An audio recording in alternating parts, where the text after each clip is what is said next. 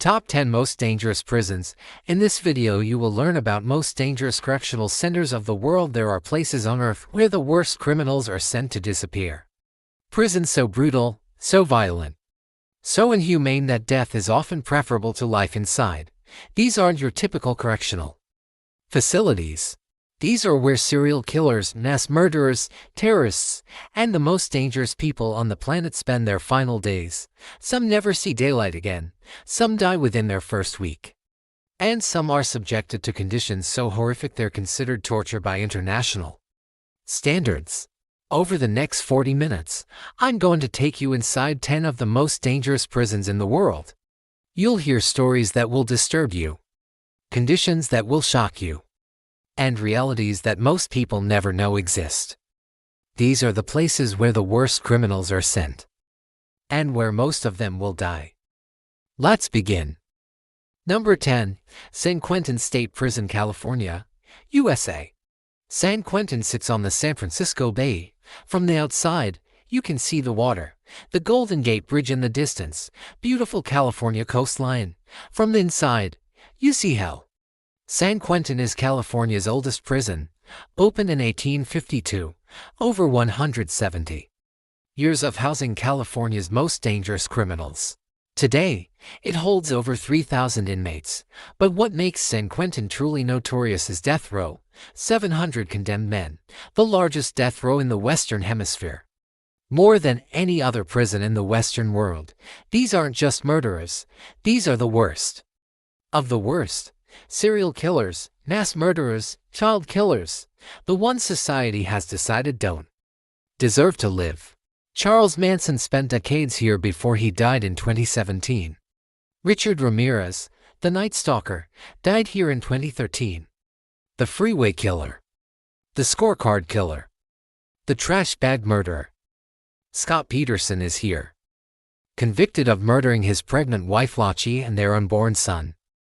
The Golden State Killer, Joseph Tangelo, was supposed to come here, but he took a plea deal to avoid it. Because death row at San Quentin isn't just about waiting to die. It's about suffering while you wait. The condemned are kept in cells that are 4.5 feet wide by 11 feet long, barely larger than a parking space. 23 hours a day in that cell. Alone. No television. No radio. Nothing but your thoughts and the knowledge that eventually, they're going to kill you. 1 hour a day you get exercise. In a cage. 10 feet by 20 feet. A slightly larger cage. Still alone. Still under surveillance. No programs. No education. No work. No human contact unless you're being escorted somewhere. Just endless, crushing isolation. And you wait. Some inmates have been on death row for 30 years. 40 years. Waiting for appeals to exhaust. Waiting for their execution date. The psychological toll is devastating. Many inmates on death row develop severe mental illness, paranoia, psychosis. They talk to themselves, scream at night. Some mutilate themselves just to feel something. California hasn't executed anyone since 2006. There's a moratorium on the death penalty, but the inmates don't know if it's permanent. They live with the possibility that tomorrow, the state could resume executions. That uncertainty is its own form of torture. But death row isn't even the most dangerous part of San Quentin. The general population is violent, extremely violent. San Quentin is overcrowded, understaffed. The guards are outnumbered 10 to 1. They can't control the yard. They can't stop the violence. Gang warfare is constant. The Mexican Mafia, the Aryan Brotherhood, the Black Guerrilla family, the Nuestra Familia. They all have members inside San Quentin, and they're at war. Inmates are stabbed with shanks made from sharpened toothbrushes, beaten with padlocks and socks. Attacked in the showers, the yard, the chow hall. In 2006, a riot broke out in the exercise yard. Over 200 inmates fought with makeshift weapons. Guards couldn't stop it. They fired warning shots. Then they fired tear gas. Then they fired into the crowd. Dozens were injured. Several nearly died. That's not unusual at San Quentin. Violence is daily. And the building itself is killing people. San Quentin was built in 1852. It's falling apart. The plumbing doesn't work. Sewage backs up into cells. The walls are filled with asbestos. Lead paint flakes off everywhere. Disease spreads rapidly. COVID-19 tore through San Quentin in 2020. Over 2,000 inmates and staff got infected. 28 people died because the prison is so overcrowded and decrepit that disease spreads like wildfire. San Quentin has one of the highest death rates of any prison in America. And most deaths aren't from executions. They're from violence, disease, neglect, and suicide. If you're sentenced to San Quentin, there's a good chance you're not leaving alive. Number 9. Carandiru Penitentiary, São Paulo, Brazil. Carandiru no longer exists. It was demolished in 2002. The Brazilian government literally destroyed the building and tried to erase it from memory. But the horror of Carandiru can never be erased. At its peak in the 1980s and 90s, Carandiru was the largest prison complex in Latin America. It held over 8,000 inmates. The problem? It was designed for 4,000. Inmates were packed into cells like sardines. Cells built for 8 people held 20-30. Sometimes more. There weren't enough beds. Men slept on the floor, on top of each other, in the hallways. Wherever they could find space, there was no ventilation. The heat in São Paulo is oppressive. Inside Carandiru, the temperature would reach over 100 degrees. Men would pass out from heat exhaustion. The toilets didn't work. There weren't enough for 8,000 people anyway. Sewage overflowed constantly. The smell was unbearable. Disease was rampant. HIV spread through Carandiru like wildfire. By the 1990s, 1 in 5 inmates was HIV positive. Tuberculosis, cholera, hepatitis, all spreading unchecked. Medical care was non-existent. If you got sick in Carandiru, you died. Simple infections became fatal. But the disease wasn't the worst part. Carandiru was run by gangs, not the guards. The gangs. The most powerful was the PCC, Primeiro Comando da Capital, First Command of the Capital. They controlled the drug trade inside the prison, the weapons, the violence, everything. If you entered Carandiru, you had to join a gang or you'd be killed. There was no neutral ground. You were either in a gang or you were prey. Violence was constant. Stabbings happened daily. Inmates fashioned weapons from anything they could find, sharpened metal, glass, pipes. Bodies were found in cells every morning, stabbed dozens of times, throats cut, some were decapitated. The guards rarely entered the cell blocks. They stayed in the outer perimeter, inside. It was chaos. Inmates raped, tortured, killed, and the guards did nothing. But what made Carandiru infamous worldwide was October 2nd, 1992. It started as a fight. A soccer game in the yard. 2 inmates got into an argument. Punches were thrown. Then it escalated. Within minutes, the fight spread. Dozens of inmates were involved. Then hundreds. It became a full-scale riot. The guards panicked. They called for backup. The military police were dispatched. And they came in with one objective: end the riot by any means necessary. What happened next was a massacre. The military police entered the prison with rifles, automatic weapons. They didn't try to control the situation.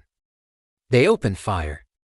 They went cell block by cell block, shooting into cells, shooting inmates in the back as they tried to flee, shooting unarmed men who were surrendering. Inmates begged for mercy, raised their hands, laid on the ground. They were shot anyway. Execution style, point-blank range. Some were shot in the head while kneeling. The shooting lasted for hours. The guards reloaded and kept firing.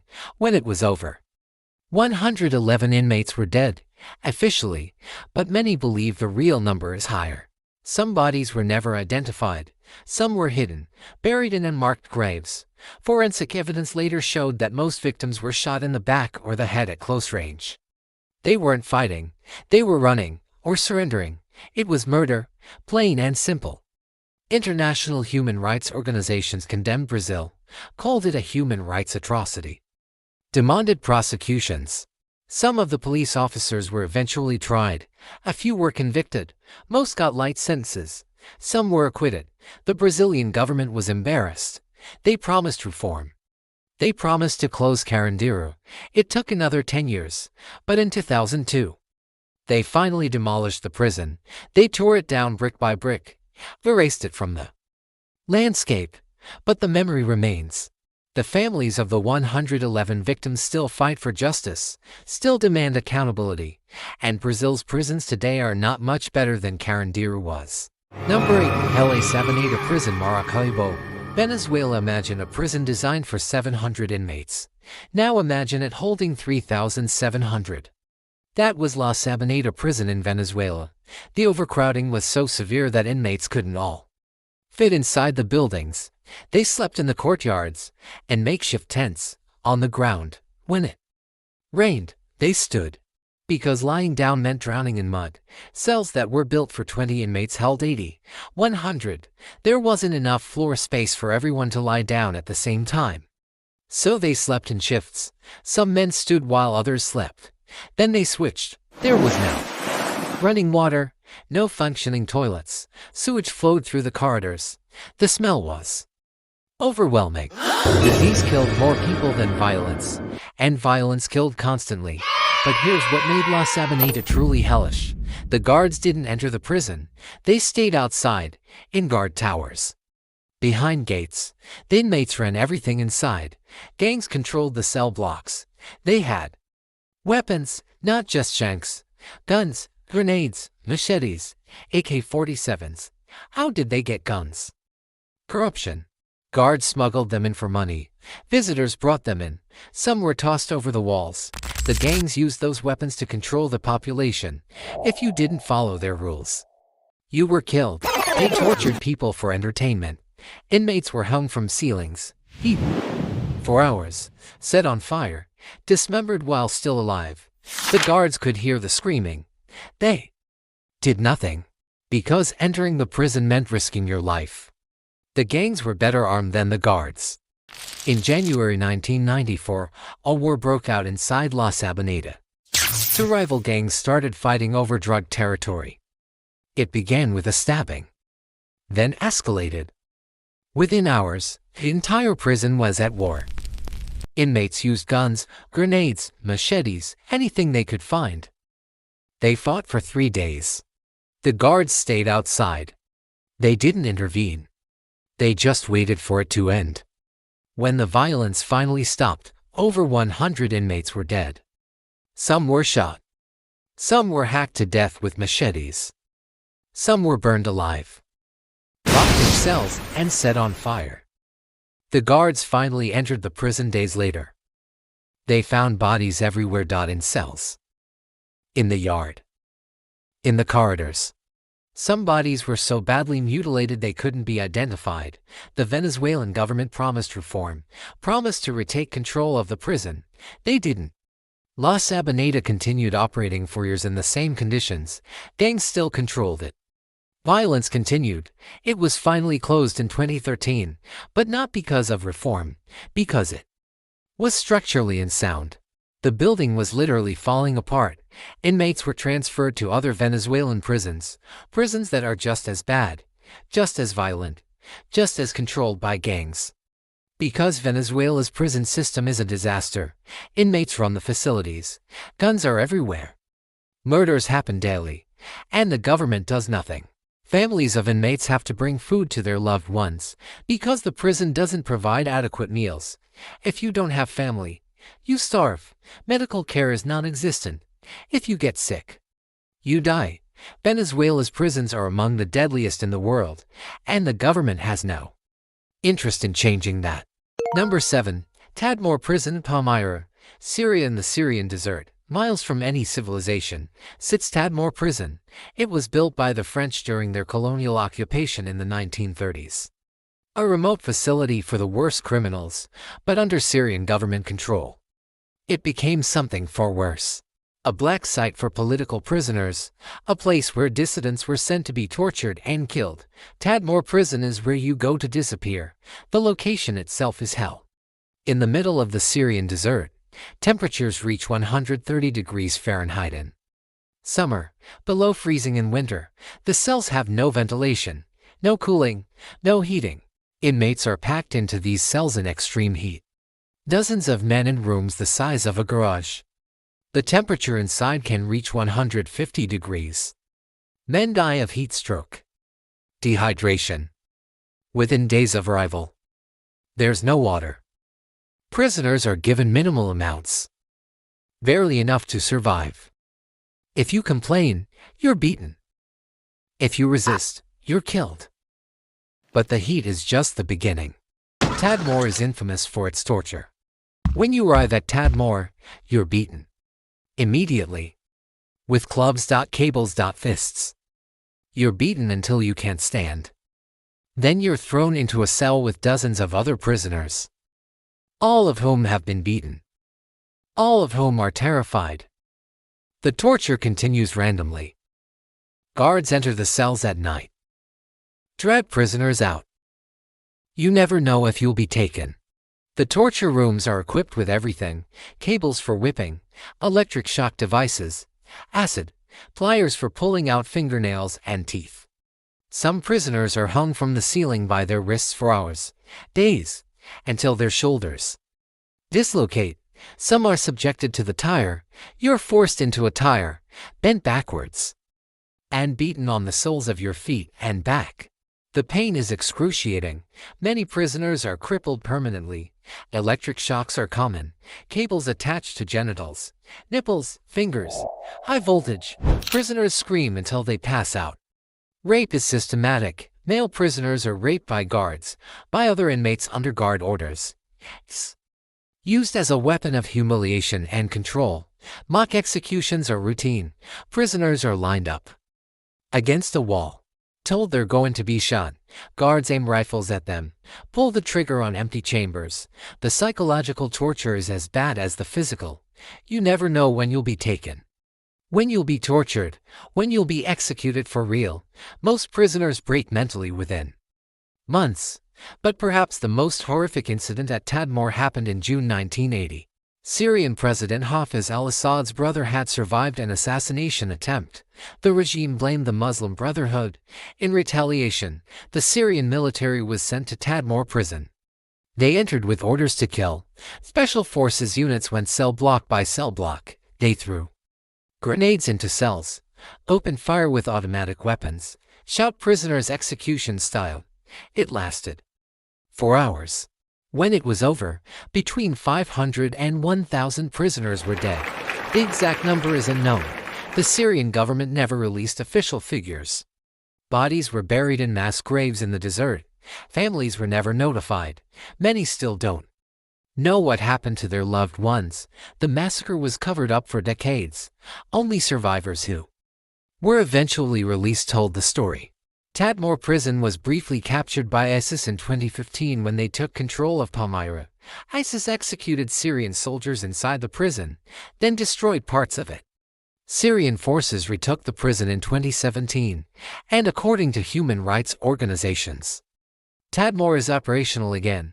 The torture continues. Prisoners are still sent there.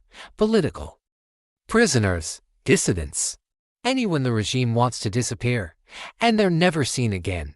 These 5 prisons are horrific: massacres, torture, inhuman conditions, but they're not even the worst.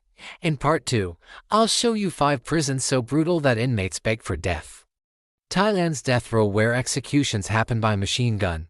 Russia's Cannibal prison where inmates freeze and starve. America's Supermax where you're buried alive in solitary confinement. And Angola, Louisiana State Penitentiary, America's bloodiest prison, built on a slave plantation, where 75% of inmates will die inside. Part 2 drops in 3 days. Link in description. Hit subscribe so you don't miss it.